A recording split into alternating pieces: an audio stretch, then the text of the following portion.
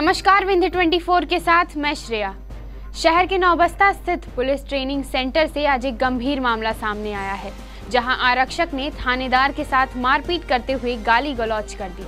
प्रदेश की कानून व्यवस्था बनाए रखने की कसम खाने वाले पुलिस जवान आज खुद आपस में भिड़ते दिखाई दिए। मामला रीवा शहर के नौबस्ता स्थित पुलिस ट्रेनिंग सेंटर का है, जहां किसी बात को लेकर आरक्षक तथा थानेदार के बीच कहासुनी हो गई, जिसके बाद मामला बिगड़ने लगा तथा यह कहासुनी गाली गलौज और मारपीट में बदल गई। दरअसल पुलिस ट्रेनिंग सेंटर में आरक्षक के पद पर पदस्थ राजेश मिश्रा ने अपने ही सीनियर थानेदार गया प्रसाद अहिरवार के साथ वाद विवाद शुरू कर दिया, जिसके बाद आरक्षक के द्वारा थानेदार को मारने का भी मामला उजागर हुआ है। मामले पर थानेदार गया प्रसाद अहिरवार के द्वारा अजाक थाने में शिकायत दर्ज कराई गई है, जिस पर अजाक थाने के टीआई ने कहा है कि मामले की जांच की जाएगी तथा दोषी पाए जाने पर आरक्षक के ऊपर दंडात्मक कार्यवाही होगी।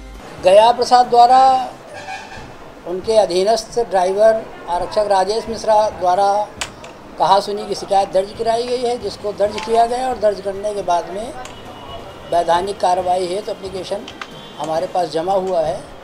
अभी मौके पे जाकर के जांच की जाएगी और जांच के पश्चात जो तथ्य सामने आएंगे उसके आधार पे कार्रवाई होगी। 5-7 मिनट गाड़ी का इंतज़ार किया जाएगा, फिर वो वहाँ से चला गया। वहाँ गाड़ी लेके हम लोग चले गए, तो वहाँ जाके फिर 5-7 मिनट बाद पहुँचा ऑफिस में, तो बोलता है गाड़ी कौन चला रहा था? अरुण शुक्ला गाड़ी चला रहा था। तो बोलता है गाड़ी नहीं चला रहा था, तो गाड़ी क्यों नहीं? हमने 5 मिनट गाड़ी रोकी थी और तुम नहीं देखे। चक्की वाले से पूछा था कि राजेश आए क्या, तो चक्की वाले ने मना कर दिया, तो वापस आ गया। वहाँ से पूछ-पाछ के वापस मेरे ऑफिस से आरक्षक चालक चला गया। 5-7 मिनट फिर आया, फिर मेरे को गाली दे के उंगली उठाते हुए बोलता है कि दादागिरी से गाड़ी चलती है और कल से गाड़ी रुकेगी, तो देखता हूँ कौन रुकता है। तो उनकी ना तो मुझे गाड़ी से मतलब है, वो ना गाड़ी का मैं प्रभारी। जैसे सब लोग बैठ के आते हैं, मैं भी आता हूँ, वापस मैं भी जाता हूँ। बोले नहीं, तेरी ही दादागिरी से चल रही है। तो वहाँ में फिर वो मारपीट की, वो बच गया मेरे को, कांटा का मार दिए, गाड़ी मार दिया साथ में। वहाँ पर फिर आरक्षक चालक अरुण शुक्ला और आरक्षक चालक जाकर सन के द्वारा भी बचाव किया गया। तो मैंने अपने एसपी श्रीमान राजमणि त्रिपाठी साहब को 4 बार फ़ोन लगाया, उन्होंने एक ही बार फ़ोन नहीं उठाया, मेरा फ़ोन काट दिया। इसके बाद फिर मैं यहाँ रिपोर्ट करने चला आया। शहर के वार्ड क्रमांक 43 कृष्णा नगर बस्ती में लोगों का जीना दूभर सा दिखाई दे रहा है, मगर जोर सिफारिश तथा शिकायत के बावजूद निगम अमला खराटे मारकर सो रहा है। कृष्णा नगर बस्ती वार्ड क्रमांक 43 में सड़कों की हालत खराब होने से नालियों का पानी निकलना बंद हो गया है, जिससे परेशान होकर स्थानीय रहवासी घरों की 4 दीवारी में कैद होकर अपना जीवन जीने को मजबूर दिखाई देते हैं, मगर निगम प्रशासन शिकायत के बावजूद कार्यवाही से अपना पल्ला झाड़ रहा है।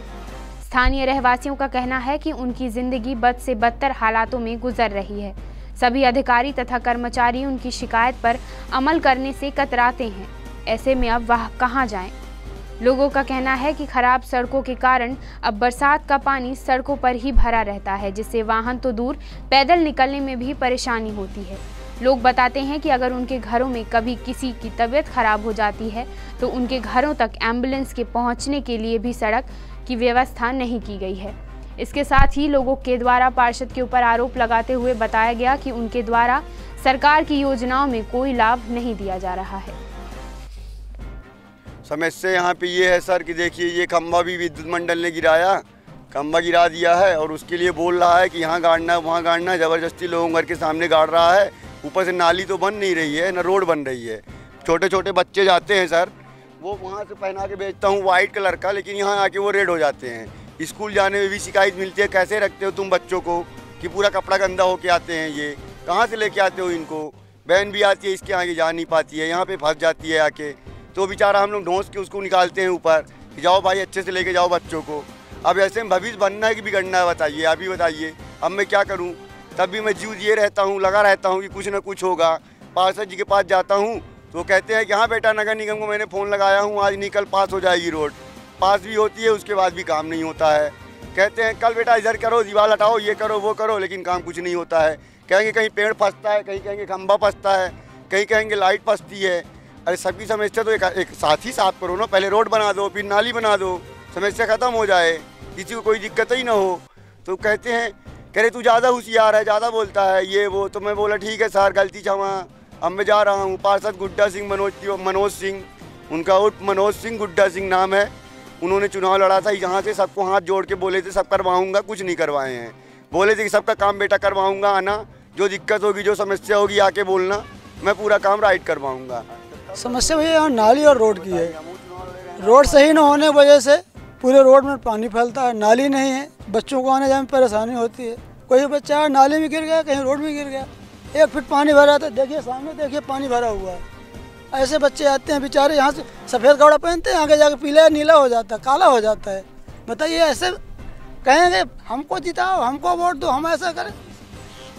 समस्या यही है सर कि यहाँ पानी गिरने के बाद थोड़ा सा पानी गिरता है तो पूरा यहाँ पूरा भर जाता है। यहाँ ना आने से समस्या है, जाने रात में यहाँ जीव जंतु पता नहीं क्या क्या रहता है। यहाँ से ना गाड़ियाँ जा पाती, ना इंसान पैदल निकल पा रहा। वो तो आम आदमी है बेचारे, तो पत्थर रख रख के काम चला रहे हैं। नहीं तो वैसे अगर जो बुजुर्ग आदमी अगर चले यहाँ से तो बिल्कुल निकलने लायक नहीं है। लेडीज़ों का तो बिल्कुल निकलने लायक नहीं। पता नहीं इसमें कितने जीव जंतु हैं, आने जाने कीचड़ पीचड़ पता नहीं क्या क्या इसमें भरा हुआ। थोड़ा सा भी पानी गिरेगा तो पूरा पानी ही भर जाता है यहाँ पे। इसकी शिकायत बिल्कुल हो चुकी है, 1 बार नहीं 2 बार नहीं, बहुत बार हो चुकी है। बोलते हैं बनेगा बनेगा, अभी तक तो कोई सुनवाई ही नहीं हुई है। कलेक्ट्रेट भवन कार्यालय में आज जन सुनवाई कार्यक्रम का आयोजन किया गया, जिसमें दूर दराज से आए ग्रामीणों ने अपनी अपनी शिकायतें दर्ज कराई तथा उस पर जल्द सुनवाई करने की मांग की। प्रत्येक मंगलवार की तरह इस बार भी कलेक्ट्रेट कार्यालय में जन सुनवाई कार्यक्रम का आयोजन किया गया, जिसमें जिले भर से दूर दराज गाँव से आए लोगों ने अपनी परेशानियों पर सुनवाई करने की मांग की। इस दौरान जिले के सिमरिया तहसील अंतर्गत ग्राम पंचायत गौरा के तकरीबन 1 सैकड़ा ग्रामीणों ने मिलकर अपने गांव में हो रही दिक्कतों को साझा किया तथा ग्रामीणों ने बताया कि आज़ादी के 70 वर्ष बीतने के बाद भी आज तक वह मूलभूत सुविधाओं के अभाव में अपना जीवन जीने को मजबूर है। ग्रामीणों का कहना है कि उनके गांव में सड़क, पानी, बिजली जैसी सुविधाएं न मिलने के बावजूद वह हर वर्ष चुनाव में खड़े कैंडिडेट को वोट करते हैं, बदले में उन्हें सिर्फ आश्वासन का सहारा मिलता है। उन्होंने बताया कि सरकार के द्वारा चलाई जा रही योजनाओं का पूरा लाभ उन्हें नहीं मिल रहा और अगर सरपंच से इस बारे में बात करें तो वह 200 रुपये की प्रति व्यक्ति रिश्वत की मांग करता है। ग्रामीणों का कहना है कि इस पूरे मामले पर उनके द्वारा कई दफ़े शिकायत की जा चुकी है, लेकिन कोई कार्रवाई नहीं हुई। जब से देश आज़ाद हुआ है 15 अगस्त 1947 से लेकर के आज तक हम लोग मूल सुविधाओं को लेकर के वंचित हैं। हम लोगों को ना ही कोई रोज़गार मिला है और ना हम लोगों को मूल सुविधाएं प्राप्त हुई हैं। आज भी हम लोग मूलभूत सुविधाओं के लिए तरस रहे हैं। प्रधानमंत्री आवास योजना भी हम लोगों को लाभ नहीं मिला। हम लोगों को पेयजल के नाम पर पूरी बस्ती मिलाकर 400 आबादी मिलाकर के एक हैंडपंप है, उसी से हम लोग निस्तार कर रहे हैं। और रोड अब बरसात में पूरा कीचड़ भरा रहता है, हम लोग रोड भी प्राप्त नहीं कर पाए हैं। आधी रोड बना करके छोड़ दी गई है, जो कि हमारे ग्राम पंचायत जो कप्सा है और गौरा गांव है, उसी में गौरा गांव भी लगा हुआ है, उसी पंचायत में ही कप्सा में। तो हम लोगों की तरफ रोड बनाना एकदम छोड़ दिए हैं, बिल्कुल कीचड़ और मलबा भरा रहता है। तो हम लोगों को कोई भी सुविधाओं का लाभ अभी तक नहीं मिला है। और अगर जो हम लोग कोई योजना का लाभ लेने के लिए पीएम आवास मांगते हैं या हैंडपंप की बात करते हैं या श्रम कार्ड बनवाने की बात करते हैं तो ग्राम पंचायत के सेक्रेटरी द्वारा पैसे की मांग की जाती है। सेक्रेटरी संदीप तिवारी, जी हाँ, इसकी शिकायत मैंने सीओ साहब से भी की। माननीय एक शिकायत कर चुके हैं पिछले महीने में और आज भी हम लोग शिकायत करने के लिए आए हैं यही माननीय कलेक्टर मैडम के पास। कलेक्ट्रेट हम लोग ये सिमरिया विधानसभा अंतर्गत ग्राम पंचायत कप्सा है। कप्सा में एक गौरा गांव सम्मिलित पंचायत में, उस गांव में आज़ादी के 70 साल बाद जो है मूलभूत समस्याएं रोड और पानी को लेके ये सारे लोग जो है तो आज कलेक्टर महोदय से मिलने के लिए आए। वहाँ सबसे बड़ी समस्या ये है कि जो अभी चूँकि बारिश हुई है, बारिश में रोड नहीं है और पीने के लिए 400 से ऊपर की वहाँ आबादी है। 400 के बीच में एक हैंडपंप है, वो भी उसका पानी पीने योग्य नहीं है। उसका जो है तो पीएचई ने जो है तो ये पानी का टेस्टिंग किया, टेस्टिंग में जो है तो पानी ख़राब निकला। उसके बाद जो है तो आज तक एक भी हैंडपंप नहीं खुदाई की गई, जबकि पीएचई में कार्यपालन यंत्री से हम लोग मुलाकात भी किए थे गर्मी में। उसने आश्वासन दिया था कि पानी बारिश होने के पहले एक अतिरिक्त हैंडपंप हम खुदवा देंगे, लेकिन वो नहीं करवा पाए। और बाकी जो अभी ये जो सरकार की योजनाएं चल रही हैं, पीएम आवास का है और ये सम्मल योजना के तहत संबल योजना में जो है कार्ड बनाने के नाम पे 500 रुपये प्रति हितग्राही जो है तो मांग की जा रही है। और पीएम आवास के नाम पे जो है पहली किस्त आ गई है, दूसरी किस्त के नाम पे 15 से 20 हज़ार रुपये जो है तो हर हितग्राही से मांग की जा रही है। चूँकि बारिश हो गई, बरसात में जो है छत नहीं पड़ पाई, उनके पास ज़मीन नहीं थी, उसी घर को गिरा के और पीएम आवास के तहत वही नया घर बनवाने का जो तो ये सब प्रयास किए, लेकिन पैसे के अभाव में दूसरी किस्त न मिलने के कारण आज जो है तो ये बेघर है।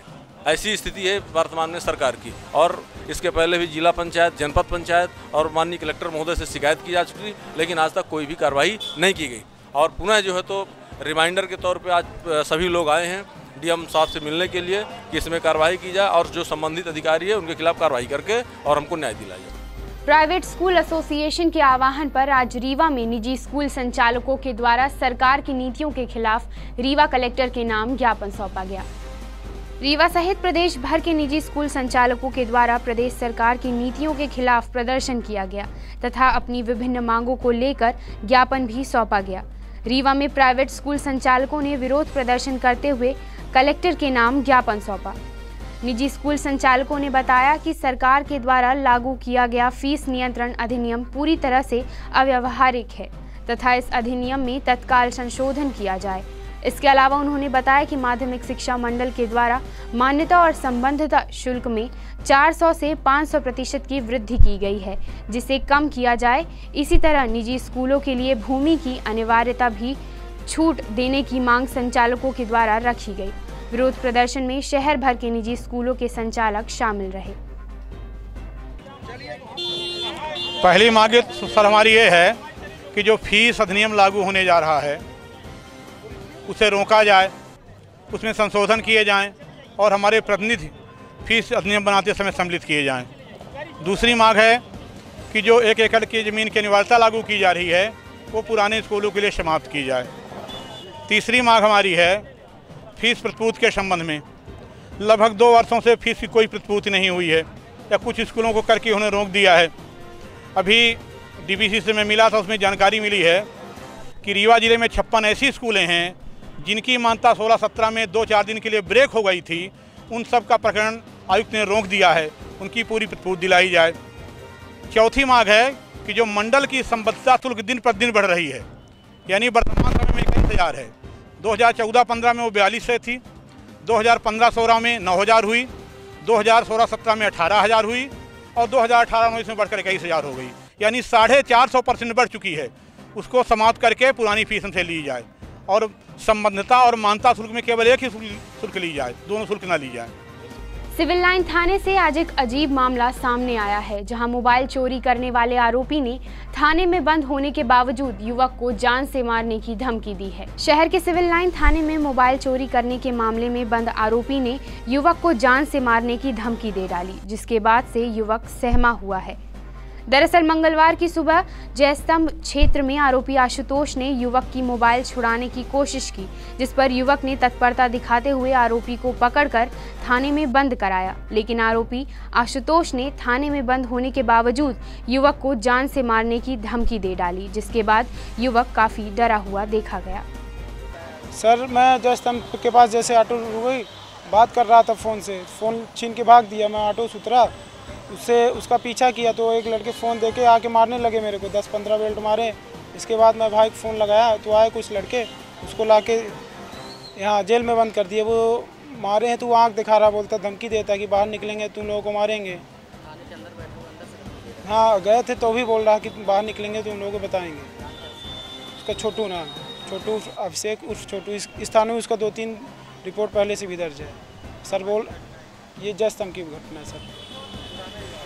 पुराना ब्याज मेरा कुछ नहीं है, मैं इंजीनियरिंग करता हूँ सर। बस वो पाया फ़ोन लेके भाग दिया। जेब में कुछ पैसे भी थे, 280 रुपये, आधार कार्ड सब पूरा पर्चा लेके भाग गया। आगे की अपडेट्स के लिए बने रहिए विंध्य 24 के साथ। धन्यवाद।